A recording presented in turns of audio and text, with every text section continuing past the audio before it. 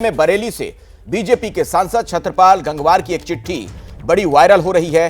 इस चिट्ठी के मुताबिक बीजेपी सांसद गंगवार ने शिक्षा विभाग के महानिदेशक को चिट्ठी लिखकर अपने आदेश पर पुनर्विचार करने को कहा है।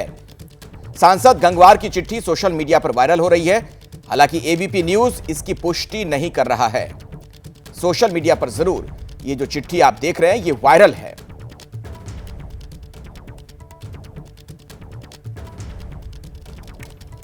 इससे पहले यूपी बीजेपी के विधायक देवेंद्र प्रताप सिंह ने सीएम योगी आदित्यनाथ को इसी सिलसिले में चिट्ठी लिखी थी।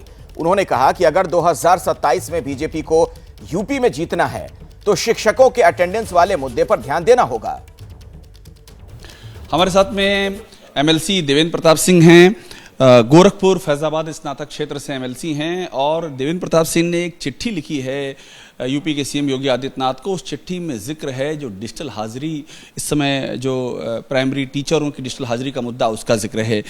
देवेंद्र जी, आपसे मेरा पहला सवाल ये कि ये जो मुद्दा आपकी चिट्ठी मैंने पढ़ी उसमें तो डिजिटल हाजिरी का जिक्र है। अन्याय कहीं भी हो तो उस अन्याय के खिलाफ लोकतंत्र में सत्य की आवाज उठाने का अधिकार सबको है। पूरे प्रदेश में किसी भी विभाग में डिजिटल अटेंडेंस नहीं है।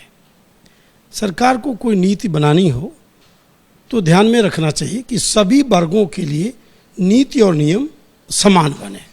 जब प्रदेश के किसी विभाग में डिजिटल अटेंडेंस नहीं है तो फिर उस वर्ग का डिजिटल अटेंडेंस क्यों लिया जा रहा है?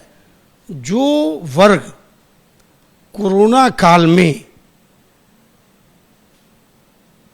चुनाव की ड्यूटी का दायित्व निर्वहन करते हुए 1621 शिक्षकों ने अपना बलिदान कर दिया, उनके बलिदान को भुलाया नहीं जा सकता है। आपको क्या लग रहा है कि प्राइमरी टीचरों के साथ में अन्याय हो रहा है? बिल्कुल अन्याय हो रहा है।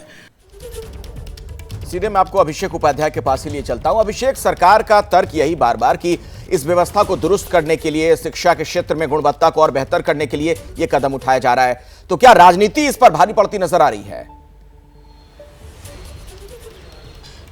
देखिए अखिलेश, दोनों ओर से तर्क वितर्क चल रहे हैं। सरकार का हम अगर बात करें बीजेपी के अंदर से ही दो ध्रुव भर करके सामने आ गए हैं। आपने बात सुनी इसके पहले जो मैंने इंटरव्यू का, देवेंद्र प्रताप सिंह वो गोरखपुर फैजाबाद स्नातक क्षेत्र से एमएलसी हैं। अब वो ये कह रहे हैं कि ये तो अन्याय है, आपने इंफ्रास्ट्रक्चर नहीं है, उनको सुविधाएं नहीं है, दूर दराज के क्षेत्रों में नेटवर्क नहीं है, दुनिया भर के काम उनसे लेते हैं, कोरोना काल में मौतें हुई हैं और वो करप्शन का जिक्र भी कर रहे हैं, स्मार्टफोन की खरीद में करप्शन हुआ है। दूसरी ओर राकेश आचान कह रहे हैं कि टीचर पढ़ाते नहीं है, गायब रहते हैं, ये फैसला एकदम सही है। तो ये एक तरह से बीजेपी के अंदर ही इस मुद्दे को लेकर के हमको दो तरह की धाराएं, दो तरह के जो आइडियाज हैं वो आते हुए नजर आ रहे हैं। और इस सब के बीच में देखिए ये बड़ा मुद्दा बनता जा रहा है। यूपी के हर जिले में शिक्षक आंदोलन कर रहे हैं और लोकसभा चुनाव में जिस तरह से अभी बीजेपी को यूपी में मुंह की खानी पड़ी है, उसके बाद ये फैसला ले लिया है प्राइमरी टीचरों के साथ में सख्ती का। इसलिए इसका पॉलिटिकल भी इसका असर हो रहा है। समाजवादी पार्टी भी विरोध कर रही है,